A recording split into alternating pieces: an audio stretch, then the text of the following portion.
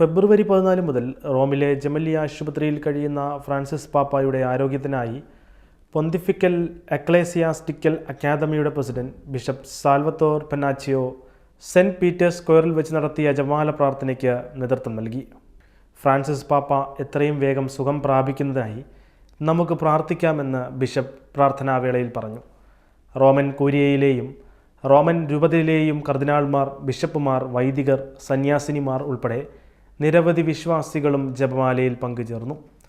ഫെബ്രുവരി 14 പാപ്പായെ ആശുപത്രിയിൽ പ്രവേശിപ്പിച്ചതു മുതൽ ജെമല്ലി ആശുപത്രിക്ക് പുറത്തു നിന്നുകൊണ്ട് നിരവധി ആളുകൾ വലിയ പ്രാർത്ഥനകൾ നടത്തുന്നുണ്ടായിരുന്നു. ഇത്രയും ദിനം പിന്നിട്ടിട്ടും അതിന് യാതൊരു മുടക്കവും വരുത്തിയിട്ടില്ല എന്നതാണ് ഏറ്റവും ശ്രദ്ധേയമായ കാര്യം. അതേ തീക്ഷ്ണതയോടെ തന്നെയായിരുന്നു കഴിഞ്ഞ ദിനം സെൻറ്റ് പീറ്റേഴ്സ് സ്ക്വയറിൽ നടത്തപ്പെട്ട ജപമാലയിലും ആളുകൾ പങ്കെടുത്തത്. നിലവിലെ പാപ്പായുടെ ആരോഗ്യസ്ഥിതി ഗുരുതരമല്ലെന്ന് വത്തിക്കാൻ റിപ്പോർട്ട് ചെയ്തിരുന്നു. വലിയ ഒരിടവേളയ്ക്ക് ശേഷം കഴിഞ്ഞ ദിനം പാപ്പ ആശുപത്രിയിലെ 10ാം നിലയിൽ സ്ഥിതി ചെയ്യുന്ന ചാപ്പലിൽ പ്രാർത്ഥിക്കുന്ന ചിത്രം വത്തിക്കാൻ പങ്കുവച്ചത് വിശ്വാസികൾക്ക് വലിയ ആശ്വാസം പകർന്നിരുന്നു.